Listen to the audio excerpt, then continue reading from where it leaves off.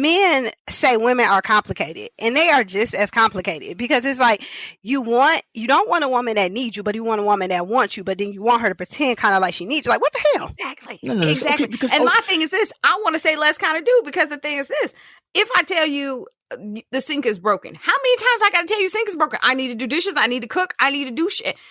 How many times I gotta tell you? So guess what? After I say it so many times, listen, I'm calling the plumber and getting it handled, because I'm not gonna keep waiting for you and your quote unquote day off to fix the shit that I asked you to fix. Like, at some point, I just don't have it. Are we speaking from examples? Or are we speaking from this actually happened? Like, what are we doing? No, right? No, I'm just giving examples, because you're like, oh, you gotta wait. You need to wait. Listen, I ain't got that much patience. Other things before you even get to that. Before you even get to that realm, because if you ask them to come to your home to fix something, that means y'all already had sex. Like, that's just me. Like, you're not asking. That's just me. Like, I'd be damned. Like, what? Like, you gonna pay? Okay, I'm joking. Maybe you gonna not. fix this to get this. Welcome to the Love Is Podcast with your host, that thorny chick, Karen KK Rose, and her co-host, the lovable a-hole. That's right, I said lovable, Mr. DK Walker, where they will be discussing love, relationships, family, life, sex, self-help, and what it takes to be a successful entrepreneur. Why? Because love is everything, and everything should be loved. Now to today's podcast.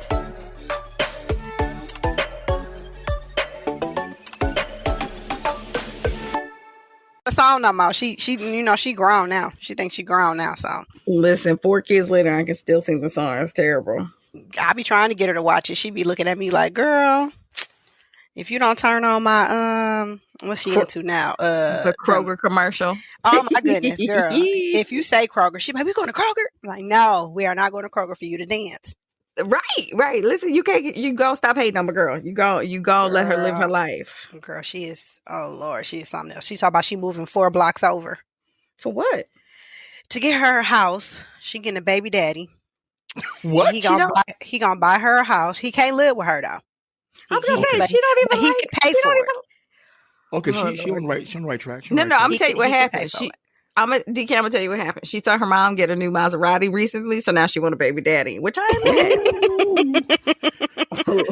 She might turn around and get a new Maserati. Look, now she won't even. We had just bought a Pacifica last year. We bought like a hybrid one, and it's real nice. It's a sport and stuff. She loved it. Now, please, she be like, "Are we taking the little car or the van?" She don't want nothing to do with the van now. She want to ride. She don't want the stranger danger van now? Nah, she don't want the stranger danger van. Oh, she be like, get my car seat. We taking the other car. Like, she be like, it's a sunroof. I don't want to ride in the van. I'm like, oh, okay. Now she was so excited about her stranger danger van, and now she look at her. That van. Now she like, girl, please. I'm like, times have changed, and I've grown. Bougie. She is. How'd she get like that? Her daddy. Oh, Byrd, come on. It's her. Right. I'm telling you. Let me tell you. Just today, he was like, you want to go shopping? He asked me if I want to go shopping. So I was like, okay. I say, let's go to Oakland Mall. Let's go swing by Westland. I want to go to a few stores. This fool gonna look at me like I cussed at him. He's talking about, I want to go to Somerset. Oh, he trying to drop big money. That's how he wants to go to the Gucci and the Burberry and the Louis Vuitton. I'm not that. I want to go over to the cheap stores, to the, give me the Charlotte Rouge, maybe Macy's, depending on if they got a sale. I am the total opposite. Please. Macy's ain't gonna have a sale today. It's the day before Mother's Day. Oh, it sure is. No, I ain't going to Macy's dancing. But if he does go to Burberry today, please let me know if they got Burberry Body by Burberry for women on sale. I sure will. I cash app you for the shipping and I sure will, because he is he be sneaking in the house with little Burberry bags. Like, he's horrible, and she's the same way. He just bought her a new purse. She got lip gloss, hand sanitizer, a mask, and a fake credit card in her purse. Oh, Jesus. She thinks it's real though. She thinks you got to have her do the TikTok with the credit card where they banging on the counter with it. I ain't see it. Oh, I have to send it to you. Yeah, you got to send it to me, girl. She think that credit card real. She think every time she put money in the bank that the money go on that card, and she be at the store. It's like, I pay for it myself. All right. It was a good mindset to have early. Listen, KK, Karen. Yes. Yeah, you know we live, right? Or we recording. Oh, yeah, I know. I saw the button when the light goes on. I know. I'm just giving y'all a heads up, before somebody say something like, "Oh God, I didn't really mean to." Say again? I don't care. Well, okay. One of y'all don't care. One of y'all do care. I'm just gonna leave that right there. So I'm nice enough to give you a heads up for the one that does care. Okay. Sir, listen, sir. I saw the red light. I knew what to do. Listen here, Roxanne. Right. Listen here, Roxanne. Only reason that you got your tough, not your big girl panties, but your tough girl drawers on because you do the editing. So if you do say something that you don't want to get out, you gonna edit this shit out. Right. Like nobody don't know that bald headed hoe shit. I be on that bald headed hoe shit. Why I am who I am. Sorry. Anyway. All right. It's on you. All right. It's on you. It's on me. It's on you. No, it's not on you. It's on me. Hello, everyone. It's your girl, Thorny Chic, Karen KK Rose, alongside my co-host, the Lovable Asshole, DK Walker. And as you've already heard, our guest, again, back for a repeat. That seems to be the trend right now is that our friends love to come back and, get in on the silliness with us, as you've heard for the first 3 minutes and some seconds of this show is, of course, author BlackByrd. Both of you say hello to the Love Is Podcast listeners, please, and thank you. Hello. What's popping, people? Now you had all that guff, all that smoke, and then you come in and was like, "What's popping?" You didn't even give them like the quiet storm voice. No, just first of all, I'm still going through puberty, right? It's a scientific fact that if you're gonna be 50 years old, and then your voice can. Right. So you going through puberty. I just woke up. So of course I got Barry White bass and you. Well, you stand up to pee, so your voice match how the way you go to the bathroom. So you know what? Oh, okay. So the wider I stand, the lower my voice goes. I mean, the lower you hung, the lower your voice. Oh, okay. So my octaves match the length. Okay, I was wondering how so you can't talk over. I keep telling you that, right? And so the reason that my voice is high, right? Because I'm hung high, right? But I got a mean. You know what? 1 second, bro. We jab each other, get the day started. But I got a mean. You got to be creative when you meet, right? Because if I'm high, I'm uber creative. Uber. Anyway, yeah. You're hung high. I'm hung high. You damn. That's my next T-shirt I'm gonna make. I'm hung high and proud of it. No, I don't know. No. Not while you're black in America. No, you're not. You're not. You're not. That's a stereotype. No. That's come on. I wouldn't do the news. I'm hung anyway. You had to think through it. Right? No. Which I don't even want it on the T-shirt. You know what I'm saying? That's no. I hear you talking, but No. We do live in sensitive times. I'm not a sensitive guy, so that shit goes over my motherfucking head. That part is and true. I'm sure. That part is true. Well, I don't. Which the part that goes over my head or the sensitive times? Which I think both are true. Anyway, you being sensitive. I said we live. Ain't nothing sensitive about me, right? I promise you. You get to a certain age, everything is callous. Everything, right? Anyway, you want to continue with the introductions, young lady? Can I, boss? Oh, Jesus, Lord, somebody. Can we talk? No, we're not. No, we're not. Oh, yeah. I'll do Byrd's introduction. Then I'm gonna tell Byrd something about you in a minute. Or do you want me to do it the opposite way? Go ahead. While you over there black silking it up. No. I wish. it's number one. It's number one. I ain't. Yeah. We broke up with Black Silk in the household. We broke up. I don't know what my wife got me drinking. I know that hurt. I'm cheating. I don't feel right. I need to go to counseling. That's like me not having Cafe Buselo. What? And that's what she on now. It's in the yellow. Did you get the yellow Kcup, dulce right? leche? The dulce leche? I don't know what she got. I'm not in charge of coffee in this household. I'm just forced to drink whatever she brings through. I was talking about liquor. No, Cafe Buselo is coffee. Oh. Yeah, but this is the thing about the Cafe Buselo. I only like the instant. I don't like the percolated one. I ain't gonna lie. You the Kcup? You don't do the cups? No, I'm so old school. I'm not bad. I have the Kcups, but I don't really. I mean, we have a Keurig, but I don't really take it out. This is when we take the Keurig out. We take the Keurig out when there's other people here, like to look fancy, like for it to look real nice on the countertop, and for them to use it like around the holidays. Then we have it out, but. Right. That goes with what I was saying earlier. One of you cares and one of you don't. I clearly don't. My Mr. Coffee stay in the corner right by the microwave. I put the coffee in, I turn the button. We pull it out when we got guests, and we break up the fancy. Listen, and when we're done with it, I let it air dry. Listen, I drain that bad boy upside down. I put it right back in the box. You are Look, terrible. I just started drinking coffee. I don't even know the name of the coffee I'm drinking. I just know it's blue and it's called a house. Maxwell's house. There we go. Listen, but you can tell the caffeine addict. I'm like, there's only 2 blue ones. He said somebody's house. Oh, that's Maxwell's house. Yeah, that's all I know. I got you. That was too funny. Like, yeah, she's an author with 20 books, right? And all she can read is house. That's funny as fuck. House. That's all I know. Just house. There's a name above the house. Right above it.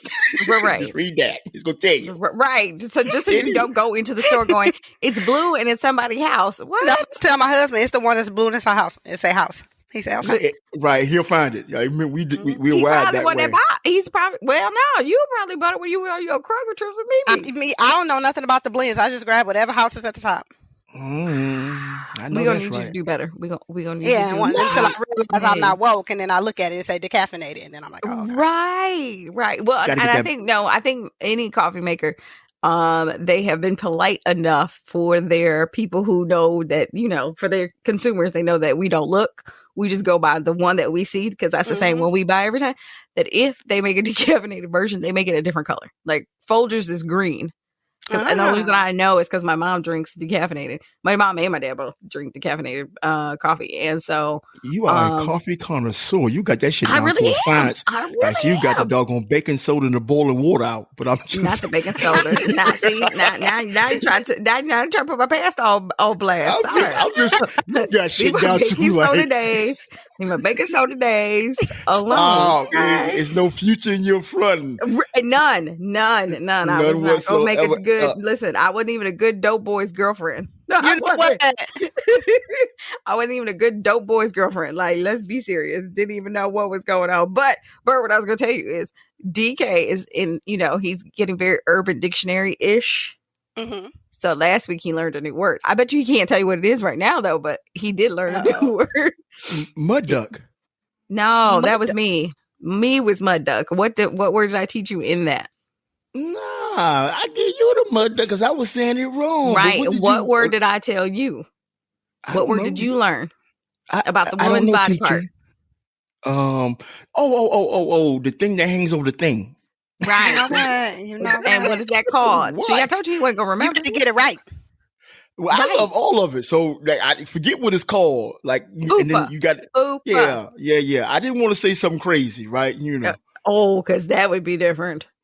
I mean, I'm trying this new thing out. Listen, please scroll back 50-some episodes and start at the trailer and work your way back. I'm honestly, all jokes aside, I'm honestly trying to, for the day, for the moment, trying to be, sensitive. That's just for the moment. Wait, we went from the day to the moment. Which one is this, her? Because the day just started. Right. And the moment is now. I understand what we hold you to. What are we holding you to? I'm just trying to be a little more understanding, a little bit more sensitive. I'm just trying to be a little more caring, right? That's all I'm trying to. I don't know how long it's going to last, right? But this is what I'm trying. So bear with me. Okay. Escape. What is that? I hope I ain't asking too much. Anyway. No, Escape. Talking about. Did they have the versus battle yet? Against SWV? Yeah. No. I don't think it's tomorrow. 20th, I think right? it might be. I think it's Mother's Day. Who had Mother's Day? I think you may be right. And that's tomorrow then, right? Yeah. Yes. So what you mean, okay. right? Oh, what? Oh, she was really aggressive about that. Did you get a card? Nobody gave me a card for Mother's Day now. No, did you get a card? Did you send your mom a card is what she's asking you, foolish. Yeah, she got flowers. Her and my aunt got some flowers. My mother-in-law was well taken care of. And I'm doing something today for the missus. So all the women in my life, I'm taking. I see, okay, Byrd, I consider you to be family, so I can talk crazy to you, right? Look, I find it ironic and highly fucked up, right? That how women are, y'all got this day. I have this whole day. But when it comes to Father's Day, like there's not much thought. There's not much That's effort. not true. I beg to differ. If we're talking about, listen, you better take that raggedy. Listen, you better take that old ugly ass coffee cup, that raggedy tie, and them eggs with some shells in it. You know what really pisses me off is since we're gonna keep it a buck, like because I tried to curve. Listen, but we see your moment. But we see your moment is over. The moment left. The moment is gone. It blew away. Right? The moment literally was a moment. Yeah, it was literally a moment. Let's just keep this shit a buck, right? So as of this recording, which is Saturday, right? Tomorrow's Mother's Day. So we're gonna give our listeners happy Mother's Day, an early happy Mother's Day, and I want to wish both of y'all, happy Mother's Day, right? Thank you. Thank you. Not a problem. You know what I mean? I do have some, I do have something about me. I don't know what it is yet, right? But I want to talk about Father's Day, right now. Because, and this is what pissed me off about women. Not only do y'all just make sure that we get the crap, and I'm not saying all women, right? But if we had to actually do the numbers, it's like the majority. Because most men are not happy with their proclaimed day. Whereas women will, like right about now, you can't get a reservation nowhere, right? Right about now, it's hard to find fresh flowers anywhere, right? Because like we go all out because we know if we don't do what we supposed to do or we are trained to do, there's hell to pay. Right. And then on top of that, we can't even give y'all the one gift that y'all think y'all giving us, which is really not a gift. Like y'all, like women kill me. I'm gonna use some pussy on Father's Day. Like what? Listen, but the thing of it is y'all still got Mother's Day effed up anyway. Do you know what we want for Mother's Day? A clean house, and y'all not be in it. Yes. I want to go to brunch. I want to go to brunch with my girlfriends and have bottomless mimosas. Yes. I don't want nothing that you give me anyway. Mm-hmm. I don't want the bears. I don't want the flowers. I don't want the kid. I don't want the chocolate. I don't want that's none what of making Mother's Day Day for y'all. Y'all don't even want the kid. You don't want. No, I know why it's Mother's Day because I gave you them. Quiet. Listen, right. I know why it's Mother's Day because I gave you them hellions because I have helped you raise them hellions. Listen, hellions, you want to give me. You won't help me out on Mother's Day? Hellions. I know exactly what my kids are. Listen, you want to make me happy? Clean the house on Saturday. Take them hellions over to your mama house. Mm-hmm. You can take them to Chuck E. Cheese. You can take them to anywhere but my address. Listen, take them anywhere but my address. Let me sleep till I get good and damn ready to get out the bed. And when I get up, I want to go to brunch with my girlfriends who are equally moms or on their way to be moms, whatever. I want to go to brunch with my girlfriends and have bottomless mimosas.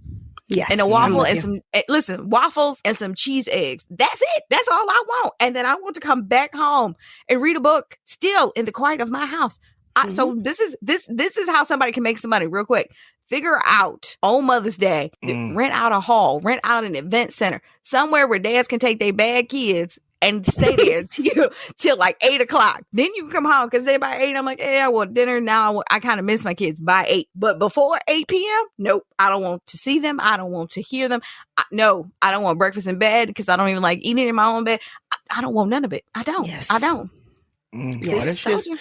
See, y'all killed me. That shit sounds good, right? That sounds, but let that man come through the house, empty-handed, right? And I get the cleaning up part because I did that, right? You come to, I clean. I mean, I clean, right? I literally, Jesus, I'm already tired now. I sound tired. Yeah, so I really went out my way. I clean up any goddamn way, but it's me being a slave in my household. But we'll talk about that, right?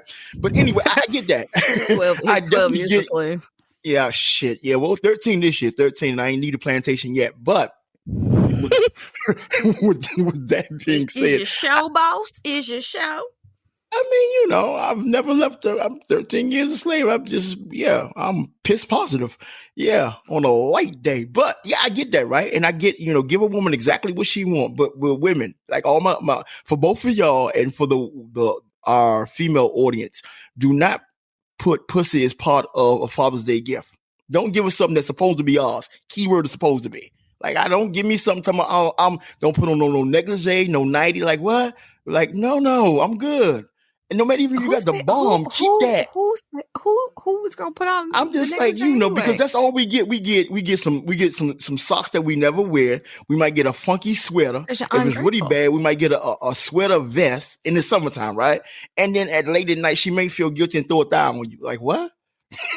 Y'all complain about not getting it. Then when I actually dress it up to give it to you, you still don't want it. So this is why y'all that's mine. I don't understand that part. Listen, like if we're listen. If it was y'all's, like y'all say it's y'all, you wouldn't complain about it. It is yours, but you don't take it like it's yours. You don't deal with it like it's yours. So then when I dress it up and try to give it to you, and then you still don't want it, then shit, I'm not gonna keep doing this volleyball game with you. Do you want it? No. Okay. Well, then I keep it. It's not so much that, it's just that you try to put a bow on it on a special day. Every day should be a special day. It's a special day. Father's Day, he has to play the pussy. No. Valentine's Day, sweetest day, Father's Day, Christmas, maybe Thanksgiving. Thanksgiving is kind of ish because it depends on how much we ate. So I'm trying to help y'all. Byrd, am I lying? You're not. You're hurting the millions upon millions. I'm sorry. I missed one. New Year's. You forgot one, birthdays. So, yep. See, I knew I forgot one. So, New Year's, let me ask you a question. Valentine's Day, Father's Day, your birthday. Look, let me ask you a question, right? Let me ask both of y'all a question. Why is it with that? And we're going to move off and ask our host the question, right? What is love? And they want to get into the Meat Potatoes podcast. But I got to ask this question before we move on. Guest. Guest, correct me. They know what I meant. Oh, could you take your doggone college degree, turn that some bitch sideways? You already know the rest of that, right?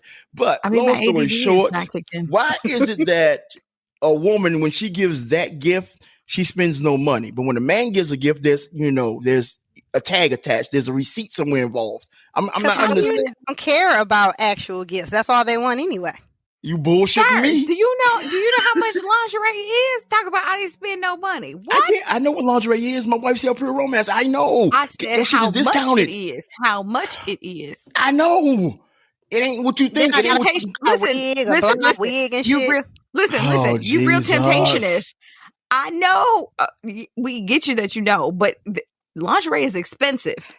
It depends. Yeah, okay. Especially if you got big boobs. Stay your ass out of Vicky's. It won't be expensive. You better look. Stay your ass out of Victoria's. It won't be expensive.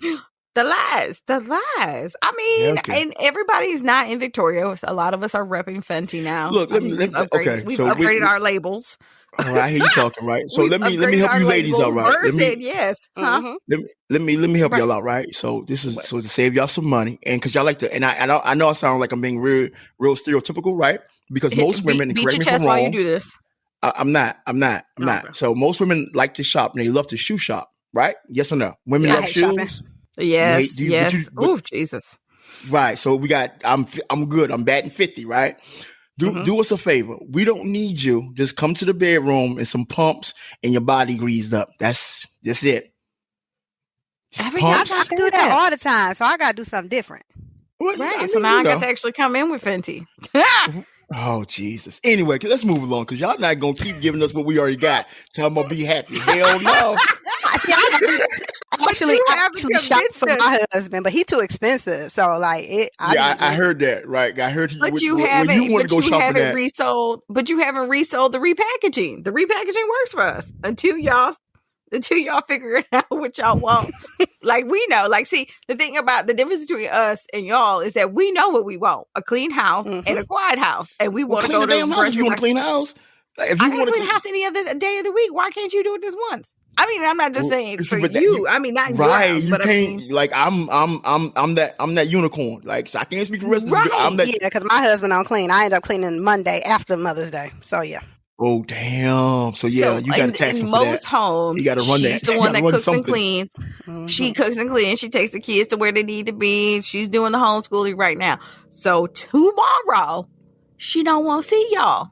She don't want to see y'all. She don't want to hear y'all. She wants the house clean, and y'all going bye-bye. And she wants to go to Bottomless Mimosas brunch with her girlfriends. That's it. That's all. I hear you talking. All that. Yeah, it sounds good. Yeah. Okay. All right. I'm just trying to help y'all. Well, y'all can help us on for us not to repackage what's already y'all's. Then we'll move on to greener pastures for Father's Day, Valentine's Day. See what you say. Your birthday. Y'all wonder why. Y'all wonder why. But we're not gonna open up them can of worms. Anyway, you want to push us along? Sure. Listeners, you guys know Byrd. She has been on here before, but if this is your first time tuning into the Love Is podcast, well, I don't know what rock you've lived under. Again, we were 50-something episodes in. You can, pause this one. You can go back and listen to Byrd's other one. I Know Why BlackByrd Source. Or you could just start at the very beginning with I Got Nothing But Love for You trailer and work your way up. So you are not out of the loop. And make sure to hit subscribe so you don't miss an episode.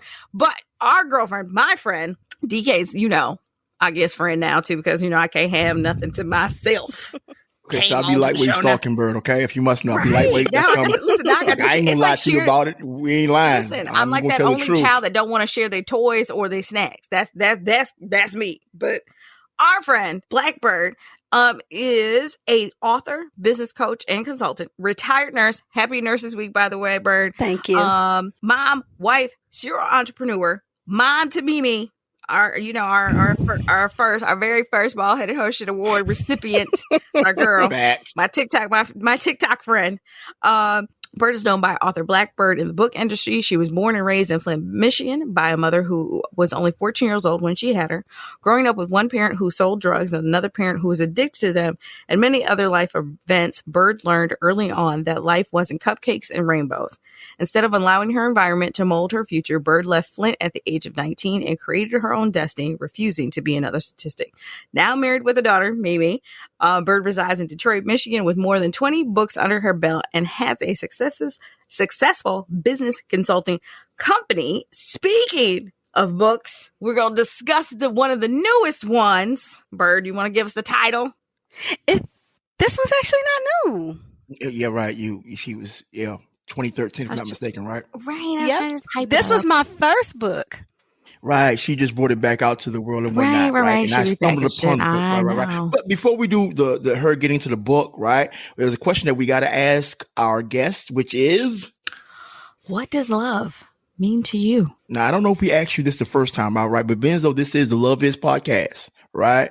We asked this, this question to get your take on, I guess, a question that comes with many answers, like, because love is different to everybody. So please, what does love mean to you? To me, love means loyalty and thoughtfulness. That's it. That's it. Okay. Everybody's not long-winded. And when I say loyal, I don't even, this is going to sound crazy. Please. Women, don't beat me up. I don't even mean, it's not even in regards to stepping out. It means just me knowing that you always got my back. Got you. Okay. And that's the other part was, the other part was, right. So, is it that simple for you to be loved, or you just watered it down and simplified it enough not to, have the interaction between you and your husband be like complicated? Like, because what happens, some people put so much on love, they get lost in it. When the simpler it is, which I applaud you for, it makes it easy to understand love and understand you, I'm assuming. I am a very easy person to love, and like very easy. You could ask my husband. He's a hell of a lot more complicated than I am. And that's not you, right? It's just learning about love over the years and through all the relationships I've been in that now I see what I really need. I thought I wanted what everybody else had or was saying they had.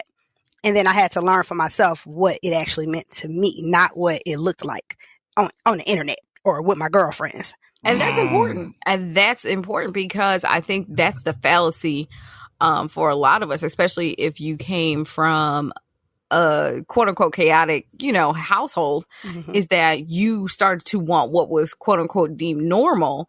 And so you start putting together, I think you come up with an ideology about what you think love is. You look at other people's marriages and like, ooh, that's what I want. That's what I want. And then when you end up in a relationship or you get to the place where you're loved properly, you're like, oh, that's not what I like. Exactly. You begin to see through the fantasy of it. You stop falling in love with love and you start to fall for love itself. Like you really come into the knowledge of what love is.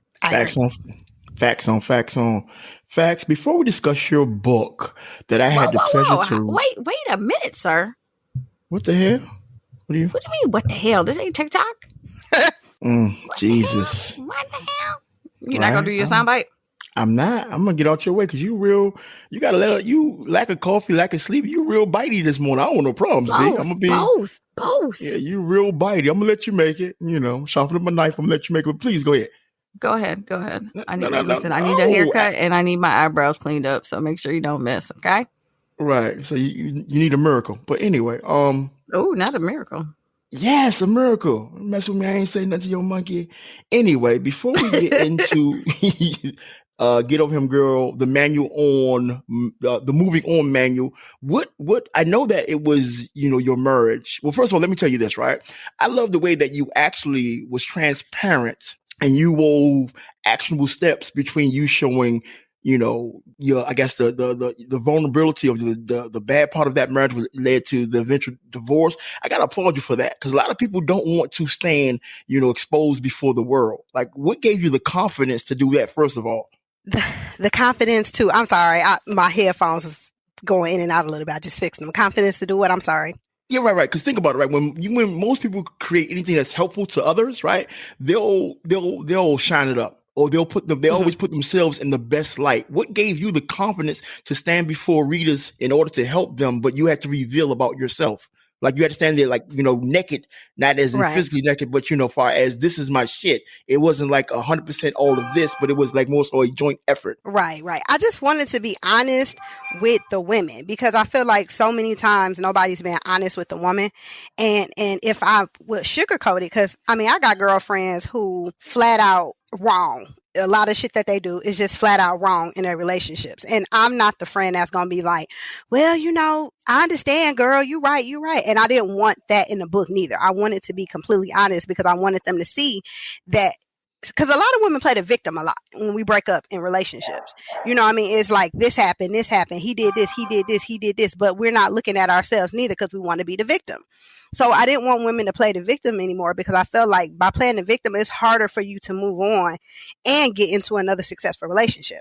If you constantly playing the victim, you have to look at yourself so that you don't make these mistakes again. Do you think that the issue with them not being able to accept the truth is because I feel like a lot of times for us is when we want, like, where a man, I feel like when they're at the breakup point, especially if they're the one doing the breaking up, they're like, listen, it's a wrap, it's done, they get their shit, they go home, they pack up their stuff, they gone. But I feel like we as women want closure, and that's where the hang up kind of begins. Yeah. And sometimes the closure is just simply, we weren't meant to be together. That's all. Like, right. It's just, we can't sit there and think about like, oh, what if, what? No, it's just what that relationship was. Take what you learned from it and move on. Do you think the reason we need it is because we're not taught it, or because I feel like for me, if I'm seeking closure, it was because, I don't now, but I think before it was because we didn't see that in women. We didn't have like super strong, women, roles where we saw like, listen, if you're gonna cheat, you're gonna do this, you're gonna do that. Like the not what should have been non-negotiables were negotiable. And just because how women had to depend on men. But I feel like because we saw that's how some of us grew up, that's why we need closure at, like, quote unquote closure at the end. I think some of us just want closure so we could be right. because we want to feel like we are the cream of the crop. Mean Johnny. Why would he leave me? I'm the best of the best. It's just, we have to be right. Listen, and then Kevin Samuels comes in. Right, my bad. Of course, I know you heard the ruckus in the background. Like HOA taped something to my door. Thank God it's not an eviction notice, right? About they doing something. Like, I'm like, what the hell? So okay, I'm sorry. Like, we're gonna get back on track. I promise you. So I let the dog out this morning. I fed him, right? And then of course, so like my alarm, my door alarm is to my phone. So the phone going off, the dog barking, and they still hitting the doorbell. And I'm like, you got to be. And it's every podcast, the dog barking, somebody at my door. I don't give a damn what time we record. It's without fail. Byrd, anyway. send him a smudge kit. Send him a smudge kit, because clearly what the fuck is a smudge kit? At least your dog bark. My dog don't even bark no more. He just stare. The Mimi has traumatized him. You know what I'm gonna do? I'm gonna start putting his little, and I love my. Okay, I don't love my dog. I'm gonna start putting his ass back in his cage while I'm recording. That would alleviate all of that. Rocko, shit, 11. Oh, he'll stop barking soon. You think so? My dog is 15. He stopped barking like 3 years ago. He literally, I don't even know if he know how to bark anymore. I literally have not heard him bark in like 3 years. Barking. Tell me to bark at him and see what he runs and hides from her. He don't want shit to do with her. But he does not bark. Like I have not heard him bark in years. Wow. Well, that could be, a blessing and a curse because the dog is usually the first alarm system because he hears, He'll bite you, but he won't bark. Oh, okay. Jesus. Oh, shit. One out of two was not bad. Now, I'm not sure what I missed because I had to jump off. I do apologize. And I'm pretty sure our engineer, AKA my co-host, can go ahead and fix that. But one of the things I definitely learned when I cracked open the book, and I love, pardon me, is you said, right, that the reason that, you had trouble with the men that you selected in your relationship, particularly your first husband, was that the relationship with your father. Mm-hmm. And I was like, and that's what made me, because like we said this off before we started recording, right? And I was like, because I've been saying that forever and a day. Like I think that women's first love is their dad, and that sets the bar either high, low, or indifferent on how she interacts with men. You know what I mean? And most women won't take the time out to fix themselves or to have an honest look at themselves before they start talking that love. That you can't speak love until you actually love yourself first. And I think you did once you made that realization, realizing that, okay, my problem really didn't start with my, ex-husband. It started with me. And then, the relationship with my old man. Right. Yeah, it did. And, it's so funny because women always say, we always be like, you're not my daddy to the guys who are but at the end of the day, let me ask you a question. I got it. Don't lose that thought. So why is a woman is always quick to say you not my daddy, but you acting like a little girl, which makes you feel as though I'm acting like your father? Like, did anybody see that dynamic? Is it just me? Because it works. Because that works on my dad. Like kids. Listen, because that routine works on my dad. Listen, I've said this 1,000 times. I just listen. So, Byrd, you have not had the pleasure of meeting my dad. DK has. It's not a pleasure. Don't. She'll say the same thing. I'm not. I promise you, I will not. So, my dad is a Gemini. So, of course, the pendulum swings. I'm a Gemini. Right, because y'all Dr. You're not a Jamaican Gemini. You're not a Jamaican Gemini. Right, he's a Jamaican Gemini. Oh, yeah, never mind. That's a whole nother. Right. I'm sorry. Dr. Jekyll, Mr. Hyde, you don't know how the pendulum is going to move. So when he speaks, when we were kids and he had this one office, because he's done the same line of work since I was a kid, but they used to tease him and call him the general because he walks very militant and he speaks very militant to everybody. Like he really talks to everybody like you're beneath him. Like he really in his mind he has convinced himself he is king shit and everybody else is beneath him. That's most men Geminis though. Think about it. You got Kanye West. That one in particular is the worst of the worst. Genius though. But he thinks he's better than everybody. Everybody. Yeah. So king shit thinks he's better than everybody, talks to everybody like they're slow and stupid. So, but the thing is, like with that, like he does everybody like that, but his kids. Now, can he put the general move on us? Absolutely. Me being the oldest, it don't work on me. I'll be like, you know what? When you're in a better mood or you feel like you can speak to me as my parent and not somebody that, quote unquote owns me or I work for, then you call me back. so and then I'll hang up and then he'll call me back. Hi, daughter. I'm like, hi, Dad. How are you? And he'd be like, and he's getting better now. So now he, him and his Apple Watch. So now he I swear he has Siri like preset. So when he texts me, it's always, hey, beautiful. Hey, daughter. Hey, this, hey, that. So the thing is with my dad is, when he's in like militant mode, I'm like deuces. But when he's, in dad mode, I'm just like, hi, Dad. It's not so much manipulative, but you can just bat your eyes, tell him what you need, and he'd be like, all right, I got it. He's the say less kind of guy. He's the say less kind of guy. So, that's what I want in life. Like, no, I just want to tell you what I need, and then you take care of it. I don't care how the parameters, come about, but just make it happen. You right. See, and you wonder why. If that don't tell you off. But that's how we are. That's how we are. Because the first man we learned how to manipulate is our dad. It's true, right? But then again, okay. Right. Let me help you out. Me personally, I hate that. Just ask me what you need. Do not try to emotionally manipulate me because I'm thinking to me, I looked at, and I get that, right? Because mama got me wrapped around her finger, right? But I hate when my wife does it, right? Because once again, my wife is not my daughter. My daughter's my daughter, right? So she will get more because, okay, quick sidebar. I got a thorn or I got a chip on my shoulder for any guy that complains about the quality of women and then they have daughters and they don't sow the seeds needed to be beautiful women with their daughters, but they complain about today's women. Like what the fuck? Like you are the direct correlation on how society, like how your daughter is going to be in society and you're complaining. So therefore you're not doing what you need to do at home. So when your daughter gets into the world, she can be some shit.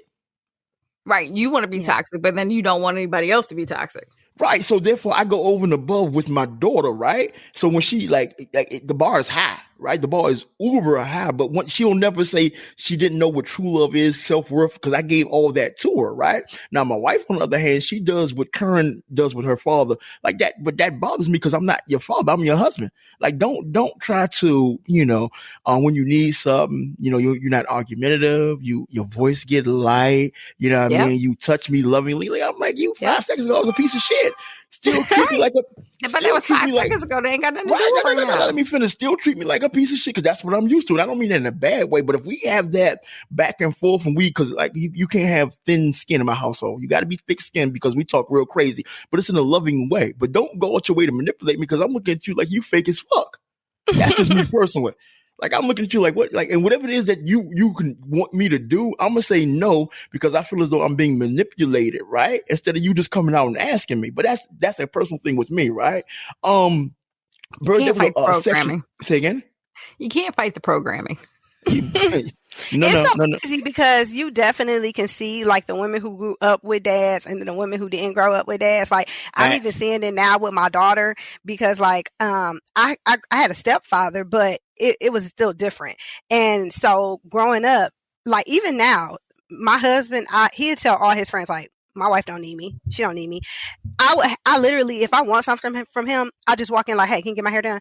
But I never really do it. I'm so used to just doing it myself that he has to ask me like, do you need anything? Do you want anything? Because I'm so used to doing it myself and not asking. But my daughter, I definitely see her doing we were talking about credit cards and she said she wanted to spend her little fake credit card. And I said, well, who's going to pay your credit card bill? She's like, my daddy.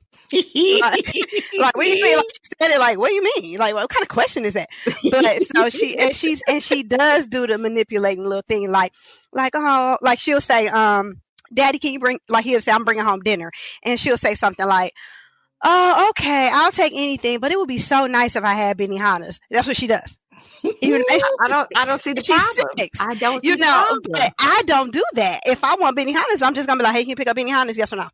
So this is a good point. This is a good point to bring out because DK and I go back and forth about this because, DK's thing for me, because, I stand up to P, is that, I would go further in my dating and love life if I would act a little damsel in distress. And I'm like, I don't know how. Like, my dad didn't, yes, I can manipulate my dad.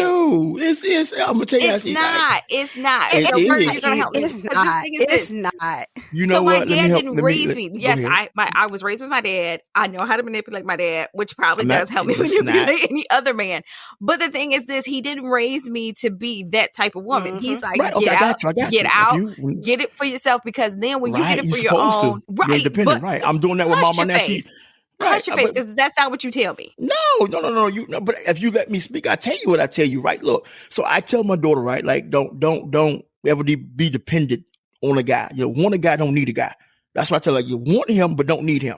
Mm-hmm. And after a while, he'll be like, oh shit, because that's just the thing, right? Like, you never want to make a man feel as though you never make him want to feel like he's not wanted and needed. Mm-hmm, you gotta feel one or the other. So my thing, what I'm telling you, Karen, is you in your beating your Queen Kong chest, you run them off because you clearly show like, okay, you got 10 minutes to impress me and then we'll move forward. And most guys like, right, it's an interview process. I got to figure out if I'm gonna waste my time. Are you a Taurus? Huh? Are you a Taurus? No, my sister is. I'm a Virgo, baby. My best friend is a Taurus. Oh my God. She's a Virgo. So Virgo. The super analytical and stubborn. Right. Yeah. But what I'm trying to get you to understand is like you get more with less, right? If you already know what you're capable of, you don't got to put it in his face. Like what you know does not have to be said. When it comes to like, if you know you can handle something, sometimes it just be patient first of all and see how he gonna play it out, and therefore let him figure it out first, and you'll find out if he's capable of figuring it out, right? By you grabbing the bull by the horns every time, he like, what the fuck? Like, goddamn, we both can't stand in the urinal. Like, so, like, can I go first? Right. So you got to give him time. And then by doing so, you like, and that'll let you know the type of guy that you're dealing with, because you're giving him time to see if he can figure it out. Right? If you're not giving him no time and you're always, I got it. He's automatically going to gravitate to the woman that's going to act like I need a man. She may not need him to do none of that shit, but she's like, okay, I'm going to just be patient. I'm going to give him 5 to 10 minutes. You're not giving that dude nothing. Nope. But you know what's so funny? Is not my virtue. You know what's so funny is that virtue. Men say women are complicated, and they are just as complicated, because it's like you don't want a woman that needs you, but you want a woman that wants you, but then you want her to pretend kind of like she needs you. Like, what the hell? Exactly. No, exactly. Okay, my thing is this: I want to say let's kind of do, because the thing is this: if I tell you the sink is broken, how many times I got to tell you sink is broken? I need to do dishes. I need to cook. I need to do shit. How many times I gotta tell you? So guess what? After I say it so many times, listen, I'm calling the plumber and getting it handled, because I'm not gonna keep waiting for you and your quote unquote day off to fix the shit that I asked you to fix. Like, at some point, I just don't have it. Are we speaking from examples? Are we speaking from this actually happened? Like, what are we doing? No, right? No. I'm just giving examples, because you're like, oh, you gotta wait. You need to wait.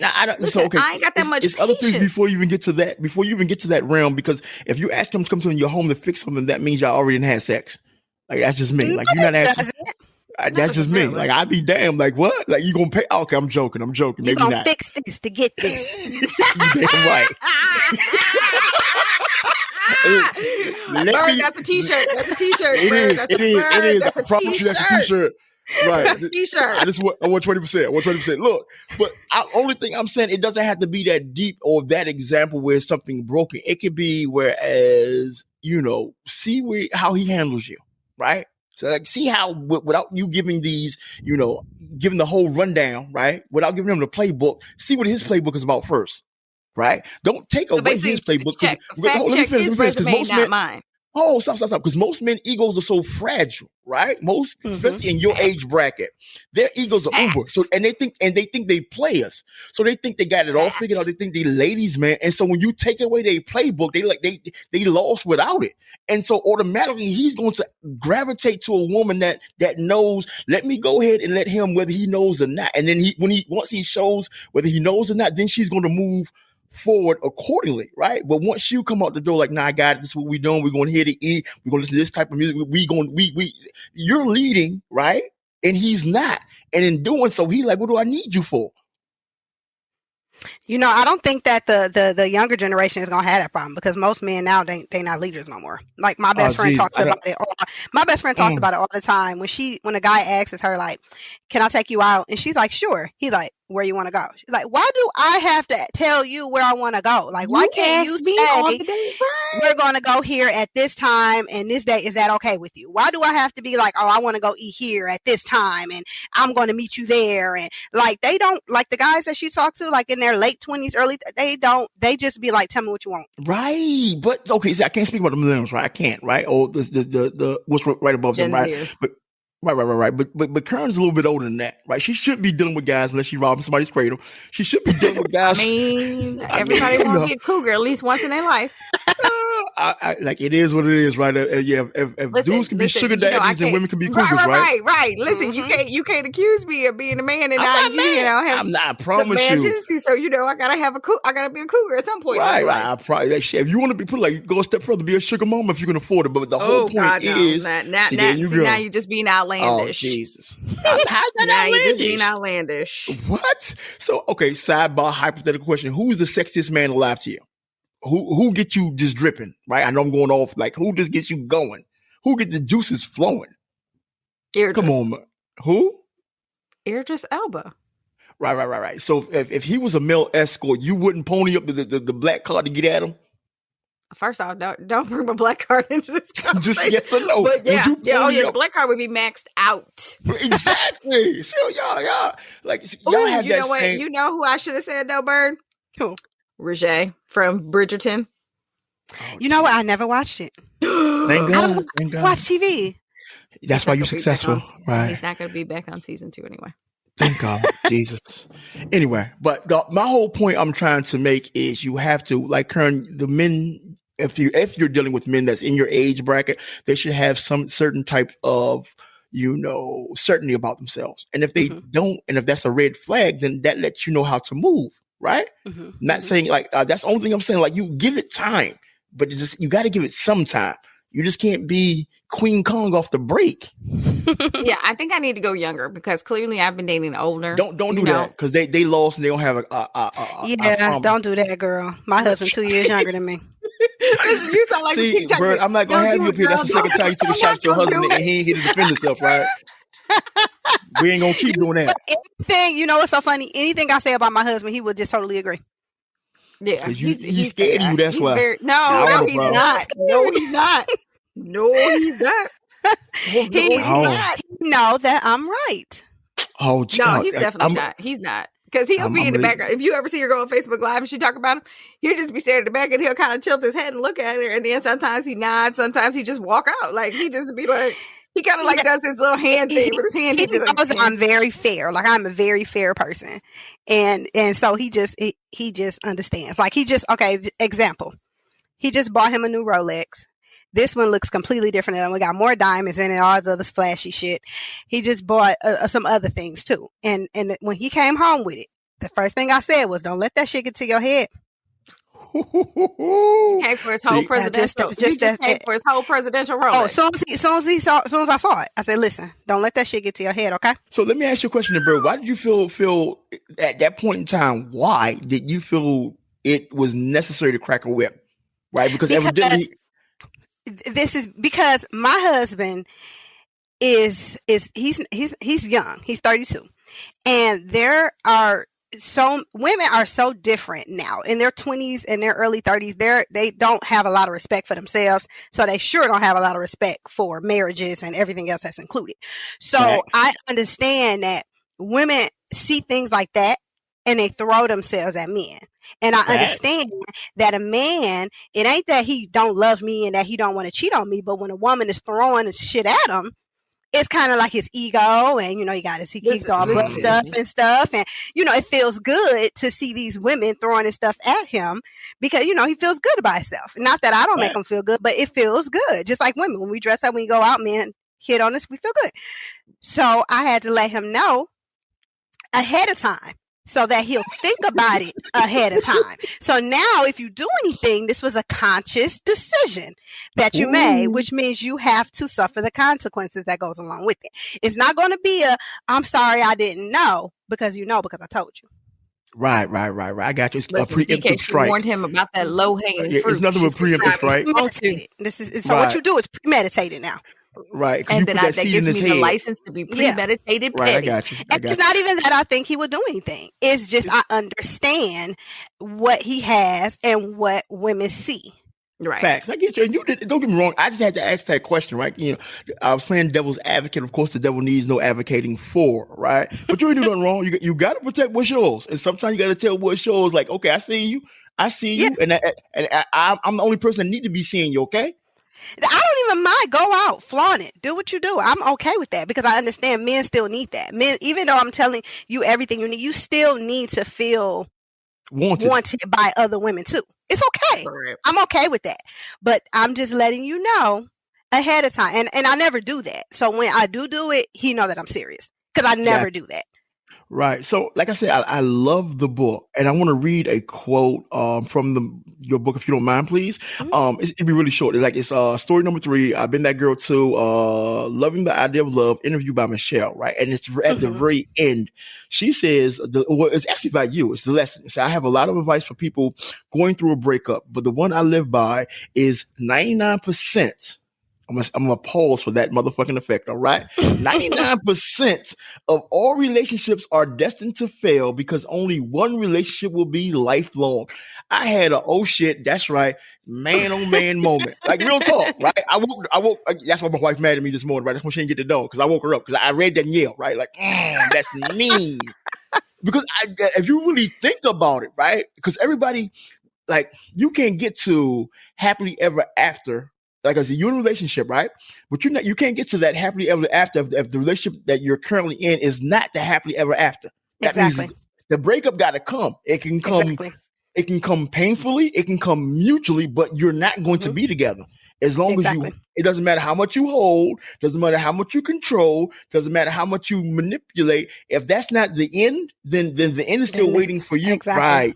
So I read that and I had a moment. Now, was that the quote from her or was that you? Me. So how did you come to that way of thinking? Because that was deep. I had looked back at all of my past relationships, my marriage, my relationship before that. You know, I was out in these streets. Not like that though. But I looked back at all of them and I remember wanting them to be my, like, okay, this is going to be the man I marry. Nope. This is going to be the man I marry. Nope. This is going to be the man I marry. And I would say in the relationship, I wanted them to last. But then once the relationship was actually over, I seen how would that have lasted? That couldn't last because of this. And that couldn't last because of this. So I seen that they all did fail. And they had to in order for me to get the guy that I was going to be with for the rest of my life. So when I was in the relationship, I wanted it to last. Everybody do. But when I actually got out of it and actually looked back at the relationship, then I realized it was just so much going on. It wouldn't have lasted anyway. So I'm like, well, they all had to fail in order for me to get here. Somebody, right. Because you have 26, I want to say, if not 5 stars, you definitely lower than 4, right? And yeah, everybody loves your book. God knows I did. That one line alone is 5-star worthy. Because most people won't even look at it. No, I'm not even kissing up, right? Like, because you're married, I'm married, my wife is crazy, and you're crazy towards your husband. But what I'm trying to say is most people won't look at where they're currently at. If people actually read that and meditated on that and took that in, and if they're in a relationship that they in their heart know that's not going anywhere, will allow them to move accordingly. Mm-hmm. Right? It will help them to actually move accordingly and speed up the process of not necessarily, let me not sugarcoat shit. They will go ahead and end it. They were because we're going anyway. We're going to the end. We're going over Niagara. We about to go over in the barrel. Let me go and get out the barrel and let you go by yourself. Or we both can get out, shake hands. I'm gonna walk this way and you walk that way. But that takes maturity. That takes growth because we are, for a lack of better words, indoctrinated with that happily ever after bullshit. Yep. Especially women. I mean, it's in all of our books. I'm gonna go and do you one better. Like, my bad, Karen, I'm so sorry. I'm gonna get off the mic, I promise you. But men too, we just don't show it like y'all show it, right? Like, I learned from love from TV. I didn't learn love from my household, right? I learned love from like the Cosby Show. I wanted Felicia Rashad, still want Felicia Rashad. Don't tell nobody, right? I'm trying to tell you. You want somebody to come clean out your office in the wrong kind of way. Oh, it should be all right. Because we all got our others, the exception to the rule. I don't give a damn what nobody talking about. But anyway, so what I'm saying is I learned love that way. And I'm thinking like, I want that dynamic. Most guys, a part of them want that, right? But what happens is a lot of masculine bullshit get in the way. Right. We gotta sow our wild oats, right? We gotta be always in the mix. We gotta be, even at to my age. So of course I can calm down considerably, but most guys, they call it a midlife crisis, right? When they start to lose their hair and then, they go to the doctor and get them little blue pills, or if they buy, really expensive cars to catch the younger girls. Like, this is what we go through. But in the back of my mind, we should realize that shit's not even fucking needed and nor necessary if we just settle down and pour that energy into loving somebody. First and foremost, like love, right? And all the stuff that you think that you're missing out on, like, man, that boat gone, like, it's gone. Just look and smile, And when you had written that line, I was like, that hit home a lot. And once in a real talk, because I read it and then I looked at all my past relationships. And I even looked at my current relationship, right? Because, faithful listeners to the podcast will know the first 2 years of my marriage was like, when I don't even want to say rocky. That shit was boulderish. That's not even a word. Just made it up. My shit was like, oh, right. So what happened is I had to go through all my immature, dumb shit the first time out. And then I got to a crossroads in my current relationship and told myself, like, okay, you can hit the reset button, or you can honestly evaluate where both of y'all at, but more so you can evaluate where you at and then your maturity level, and then grow up and stop chasing the shit that's only fleeting at best, and then sow the seeds of longevity in your current relationship. And that's what I chose to do. But once again, you men, I'm talking to the male listeners now, you got to be in that place. You got to be ready. And you got to let go some shit that's not going to do you no good anyway. Yeah. And here I was thinking midlife crisis was just the return of hoe phase. You know what? I'm just saying. I mean, That's all I thought. I think men go through a few midlife crises. Is that still synonymous for hoe phase, or that's the reinvention? No, I think that's just reinvention. I think it's like that late 20s, early 30s, and it's again, maybe mid late 40s. Yeah. Then it's again the 60s. 50 to 60. What the hell? If a man is going through hoe phase my friend has a little sister. My friend is my age. Her father is 62 and he has a 1-year-old. Oh no, that's not as bad as that shows you that his plumbing still works. That's all that says. His plumbing still works. He got a 28-year-old woman. He had another midlife crisis. Well, see. Okay, hold stop. But we talk so much about the general. right. Oh, true, right? But who's that says? Okay, did he have the child on the side, or this is what a person? He got divorced. He bought the car. He got the young girls. And had another baby. And I get that. I do. I promise you, because it's hard to let go past practices, right? But this is what I do, right? This is a trick. I love this trick. You got to put God in the mix when you want to walk right. You got to put God, right? So you see a female and whatnot, y'all speak, and then I always hit them with the, have a blessed day. That kills any sexual tension for me. Have a blessed day. Keep walking. Like, I start using that when I see dudes and dudes try to have a blessed day. Right, that kills all. It kills. So I don't even know that they interested or want to be interested in me. But that's not even for them. I'm really talking to me to kill that lustful eye, right? Because there's only so much you can do, and it's only so you have to be there because of love and not lust, right? Mm-hmm. And what happens is if you keep feeding that lustful vein, then it'll be more than have a nice. You be like, let me holler, I'm married, but we going, and you go through, and then you hold, and you got a section in your book called The Mirror. Then you hold the mirror up to yourself, like I've been here and done that before, mm-hmm. and it yielded me these results. And so once again, being mature, I don't want to have these same results. I want to be different. So that's why I started doing the, have a blessed day, keep walking, just smile like somebody happy. It won't be me, not with her anyway.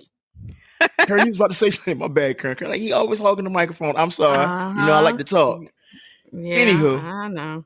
All right, so this is how I want to end the show. Before DK does his daily love journals, is the acronym DABDA. So for those of you who have not read the book, I'm gonna give you the shame breakdown. on you. That's true.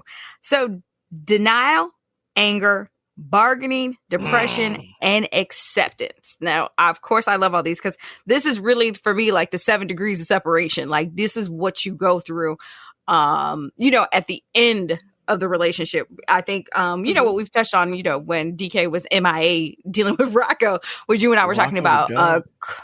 Listen, leave Rocko alone. Rocko's the mascot, and MJ is our PR person. My kids are just cute for promotional purposes. But we were talking about closure, and we didn't get a chance to talk about the grieving stage, but I think we'll kind of be able to loop that in this is, and even what DK was saying, especially like when men are trying to reinvent themselves, we all have to go through this process. So walk us through that, or what do you have? Like, what are your tips to go through the DABDA? Let it happen. I call it DABDA. I learned about that in nursing school when we was learning about grieving someone's death. And then when I actually looked at it, I said, wait a minute, we grieve breakups just like we grieve death. And you literally go through all of these phases, and there's no rushing it. There's no skipping anything. It's just the natural grieving process. It's nothing you can do. The only thing you can do is stop yourself from moving forward with it. There's either you stop yourself or you go through it. There's nothing else. And this is why you get women who have not reached the acceptance part, and they're always, they just spend the rest of their life bashing men, or they just spend the rest of their life still in these same type of relationships because they have not accepted everything from that first or second or third breakup. And they just keep putting themselves back through the same cycle over and over and over again. But it's not just like when someone passes away, when a person doesn't move forward to acceptance, they're depressed for the rest of their lives. And so you have to, it's no way to rush it. It's no way to get around it. You're either going to be stuck in it or you're just going to move through it. Do you feel like a lot of women, because, you're just, the statement you just said, do you feel like a lot of women, because like they're stuck in the anger phase, that's why they do so much male bashing? Yep. They're stuck there, or they get the same man that they just broke up with, and then it doesn't work out. And it's almost like they don't want it to work out just so they could go back to being mad. Johnny. And then they just go back and they're mad again. Then they date the same exact guy that they know what's going to be the same outcome, just so they can go back to be mad again. Oh, my bad. Hold that thought. Hold that thought. That's just like, okay, I call people like that, like, Linus. You can't take away Linus's blanket, right? They're going to fight you to hold on to that hurt and anger. Right. I'm sorry. Yeah, that's what they do. That's what they do. That's what a lot of women do. I mean, it's like, if you're not going to write a dog ass Lemonade album, then why are you doing this? Because misery love company, and miserable people need miserable circumstances. Right. And that's true. Right. So that's the reason why they won't correct it. I think they want to be happy, but they just don't believe they can. So they just keep going through this over and over and over again. Deep down, they just don't believe they can be happy. Right. I'm so sorry to cut you off. It's beautiful that you said that, right? Because I not only look at your book as a breakup book to get, like, I get over like a preemptive book. Because, like, think about everything that you're saying is to, especially towards the end, the healing process, right? You talked about going through the go through, and then you talked about making that shift, even if you had to do the fake phone call, right? Or the fake text, which is fucking beautiful. I'm not going to talk about that because I want to talk about the whole fucking book, right? That shit right there, I'm sitting there like, wow. See, I'm scared of her. I see why her husband's scared of her too. But I digress. We'll keep that moving. But look, so, like, and then you get into the transitional phase of the healing part. And I'm thinking, like, not only is the book about healing, it is also about, if I were to take care of the healing part with me, whether I'm in a relationship, going through a breakup, or just solo, then all the rest of this shit can be avoided. Yeah. Right? Because if you think about it, we get into relationships as damaged and broken people. And there's a part of your book that was exclusive about focusing on oneself, never giving up on your dreams. And when you was going through your go through, you went back to your first love, which is writing. Right? With what you immense joy. And I think when people get in relationships, they start to lose parts of themselves, adapting to another broken person. And they're broken too. Right? And nothing can be whole. And like my co-host is fond of saying, I'm whole before I met you, right? Let me put something on top of that. You can be whole and still be damaged, right? So I think if you take a part of your book and actually apply that to wherever you at, whether you in the midst of a breakup, if you're solo, whatever, you can fix yourself, and then you can go into a relationship, and you're giving yourself better odds for that, whatever relationship you in to be that happily ever after. Yeah. And I think a lot of times when we go into relationships, we have to be okay with them not working out. You know what I mean? Like, in all my past relationships, and even my first marriage, I did not want to break up because I didn't want people to see that again. Like, oh, here she go again, breaking up again. Here she go. So I would try so hard to make it work and try to keep it together, especially when I got married the first time. Nobody wants to be divorced 2 years after they get married, but after my divorce and after I went through and I sat down and actually thought about everything that I had did, because I knew I shouldn't have married him. I married him and I knew damn well I shouldn't have married him. And after I look back and I say, you know what, that was my fault. And that was my fault. And that was my fault. And that was my fault, because I seen all the signs before they even got there, before it even got that far. And so I said with this marriage, when I went into this marriage, I said, you know what, I'm just going to go with the flow. Like, if it work, it work. If it don't, it don't. Like, I don't really care. Like, I don't want it to fail, but I don't care anymore. And I remember there were, back in 2019, actually, there was me and my now husband had a really, really rocky time, in our marriage at that time, but I had to step back and realize it had nothing to do with me. It had everything to do with him, looking at him. Even though at that time he tried to blame me, I felt bad for him, because I'm like, no, this ain't got nothing to do with me. It's you and how you see yourself and what you want. So I was able to say at that moment, you know what? Okay, bye. Go do you. That's perfectly fine. I know what I have to offer. I know what I have to give. I know everything that I am. So that is fine. And I had to allow him to see that to know, like, I'm not going to beg you. I'm not going to beg you to act right. I don't have the energy for any of that. So we just going to do what we do. You go do you. Go ahead. That's fine. And when he sat down and actually thought about it and realized it, that's when he said, you know what, you're right, it ain't me. And he seeked therapy and got himself together on his own. But I was not going to put any energy into trying to figure out what I did or any of that, because I know it wasn't me. So I think a lot of times we have to just go into the situation not expecting for it to be perfect, not expecting for it to look like what everybody else relationship look like. And we have to make our own relationship. And if it doesn't work, we have to just accept that and move on. I think he got his shit together, though. He got his shit together. But I think you, like, honestly, like, for the whole summation of the conversation is that we have to stop seeking perfection. Yeah. I think we have spent so much time, especially, I would say millennials and Gen Zers, a lot of them are getting a lot of their, relationship info, from social media. Mm-hmm. And it's not the best, Not the best. No, it's the worst. It's because it's not life lessons, but go ahead. I'm sorry. Go ahead. We're right. You're not being taught life lessons, but you're getting, really crappy information because, you're getting it sometimes, like you said, from the woman who hasn't come out of the anger stage. And you sometimes getting, the man who equally hasn't come out of the bitter stage, or he's still, trying to evolve and figure out who he is. And so in the search of perfection, we're really not getting anywhere because we see relationships like Russell and Sierra and we relationship goals. No, we need to stop looking at other people's relationships, and that, because that's not our goals. We don't know what they had to go through to get where they at. Right. Facts. We do not like everybody look online at my marriage and be like, oh, they're fine, they're perfect, they just say that. But like I said, in 2019, I almost was like, goodbye, nigga, but people don't know that. So to them, it's like, oh, they're good. They live in, I want to be like them. I want their relationship, but you don't know what I had to go through to get this man like this. Right. And vice versa. Yeah. Right. Gotcha. So there was, and I know because earlier Karen was trying to close this and wrap us up. And I promise Karen, I'm going to try my best not to be long, but I want to touch on one thing about, and that was really quick too. That's crazy. But you said something in the book that I was like, wow. And you said something that I've been saying for quite a few podcasts ago. And when I read it, was a confirmation for me. And I tell you, I have no problem saying this because I'm really comfortable in my skin. I think I'm 51% woman. I really do. I really do.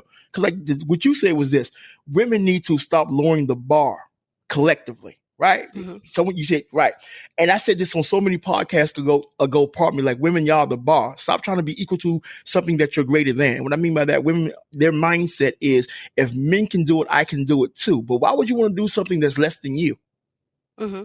That don't make sense to me. Right. So if a woman holds her bar, if each woman, this is what I'm stand for and this is what I won't stand for, then men have, and I've said this numerous, and I'm going to say it again and again and again until it cracks somebody's skull.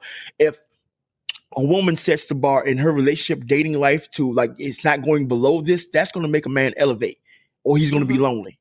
That, as simple as that. That's going to make men elevate, or we're going to be lonely. And men being who we are, we're going to adapt. Because we have to have, because by nature we conquerors, right? And so therefore, if it takes this to fall, and I don't mean conquer as in having sex, but far as she's what I want in every aspect, but she's telling me this is what it's going to take to get her. A woman just need to hold fast. And yes, she got needs. Yes, she has her way of thinking. Yes, she may have been hurt in her past, but she let me just hold and not lower the bar. And I promise you, ladies, he gonna come around. If he don't come around, that tells you the best thing you need to know. He wasn't meant for you. That's how you get your Sierra goals. You know what I mean? It's crazy because, you always hear women say because I've done it, in past relationships, he's not the same as he was when we first got together. This isn't who he was. This isn't, he used to do this and he used to do that. But if you really think about it, a lot of women, they lower the bar in the beginning too, because then they sit there and they be like, I want a relationship so bad that I'm just going to just act like this and it's okay and this is okay and this is okay. And he's doing his part too, acting like this and acting like this. And then now y'all in a relationship and now you want all the things that you were allowing him to not do in the beginning in certain, in certain situations. And now you're like, no, I want this and I want that. But you didn't say that in the beginning. You were just allowing me to do this and do that because you wanted a relationship that bad, but you don't want to believe that you wanted a relationship that bad. You know, and I did it to myself. You know, I did it to myself with my first marriage. You know, I wanted something. I wanted to be loved so bad. You know, but after all of that stuff, like even with my marriage now, when I first met my now husband, I remember him saying to me, we were at my house. I would never forget it. We were standing in my living room. He was finna go somewhere, and he said, I think we had only been talking for a few months, not even a year, and he was like, you know, I don't want a marriage. I don't want children. I don't want any of that. You know, I just, because he didn't grow up in love. So he didn't believe in happy, you know, none of that stuff. So he was just like, you know what? I don't want that. I don't want any of that stuff.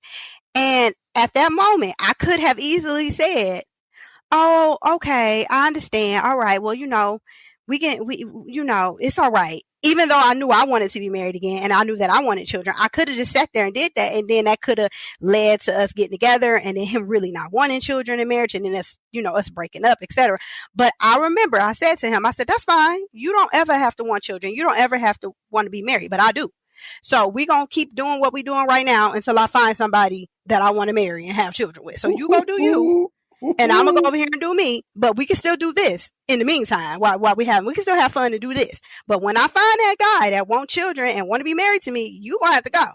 And what happened? What did he? I'm pretty sure. Okay, but we're married and we have a child. Right, he elevated. He just bought a Maserati and a Rolex.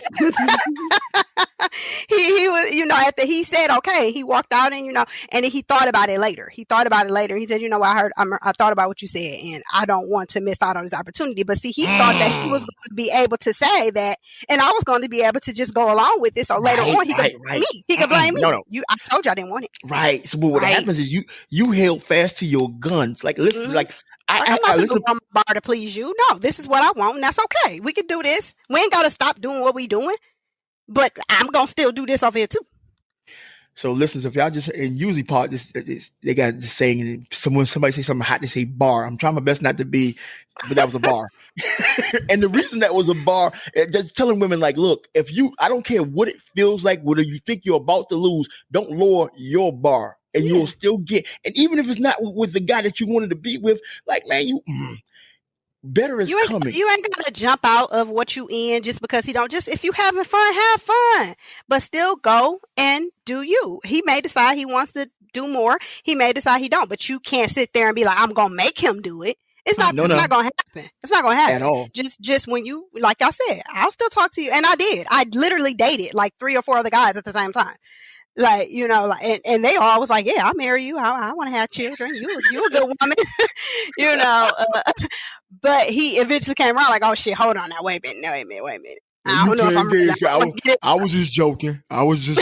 Listen. He realized he was being a little outlandish. Yeah. Right. Calm your ass down here. Come here, boy. Like, come here. Right. He was like, wait a minute now. When he seen I wasn't joking, I'm popping up with new laptops and all type of shit I ain't pay for. He was like, okay, wait a minute now. See? She's serious.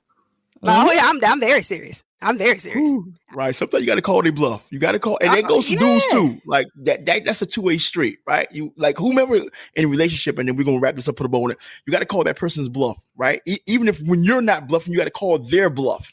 Mm-hmm. That's the only way that you'll ever know exactly where you stand with a person. But if y'all keep, you know what I mean, shuffling the deck, playing the cards, and, you know, you will never get to knowing exactly where you stand. And if you continue, matter of fact, just hold. And matter of fact, this is my what you call me, right? I'm going to be real brief. And I'm going to actually let, you know, our guests, you know what I mean, close the show. But let me give my quick little 2 cents and I'm out the way. Like, stop settling. Stop, you know what I mean, compromising. Just stop. You know what you want, right? Well, let me take that back. First of all, know yourself, right? Once you learn and love yourself, you know what you want. Once you know those things, then move and proceed according to what you decide what your life is going to look like, right? Do not hand your paintbrush over to an artist that doesn't have a clue on drawing your happiness. Don't do that, right? So long story short, Kern, bring us on home and then pitch it back to Byrd, please. It's your girls, that Thorny Chic here in KK Rose, alongside my co-host, Lovable Asshole DK Walker, and of course our guest, BlackByrd, one of our favorites. This is typically where DK would put a bow on the show, but however, because we do have a guest, we're gonna let BlackByrd close us out. Byrd, it's on you, baby. All right. Well, I'm going to just close out. It's just one simple thing. Know what you want. Be realistic with what you want. Don't expect others to give you what you are not willing to give. That's all. Listen, money. That's money right there. Money in the bank. Put it on a t-shirt. Right. And keep it real simple for you overstanding motherfuckers, okay? That's what we're going to do. Stop overstanding shit. Don't understand something. Right. That's your problem. You overstand every motherfucking thing, right? You just you understand just understand it, right? Like, okay, I'm sorry, I lied. I don't care how good the dick is. Understand your situation. I don't care the bank accounts. Understand your situation, right? Don't overstand it and then outthink yourself of your situation to a worse situation because you doing too much thinking. Keep it simple. Okay, I'm done. We can go ahead and go now. I think so. Okay. Tell Shady Pines can get you. You and your pudding cup. Yes. Have my prune juice. It's your girls, that Thorny Chic, Karen KK Rose. I am signing out. I love you. You guys are the best listeners. I couldn't do this life without you. I thank you so very much. Thank you to everyone that listens, especially shout out to India. You guys are definitely giving the states a run for their money. You guys are not shy about your love for us. So for that, thank you. Yeah, we need to do a prayer for them. I'm sorry, because they're going through something drastic, are they not? Mm-hmm. Right. So, in India, you are in our thoughts and prayers and whatnot. By the grace of God, you will pull through. Absolutely. We love you. Tune in every Wednesday, 7:00, wherever you listen, no matter where you are, because you guys are definitely taking our voices places our feet have yet to travel. We love you. I love you. This is your girl signing out, Karen the KK Thorny Chic. DK. Yes. Tell people goodbye. I ain't telling the people shit. Okay, fine. Happy Mother's Day. Byrd, tell the people bye-bye. Bye, everybody. Happy Mother's Day. And we out. This episode of the Love Is podcast has ended, but please be sure to subscribe for more great content on sex, entrepreneurship, life, love, and how to get through the BS of it all. And don't forget to rate and leave a review so we can continue to bring more of that thorny chick, Karen KK Rose, and, dare I say, the lovable a-hole, Mr. DK Walker. See you on the next podcast.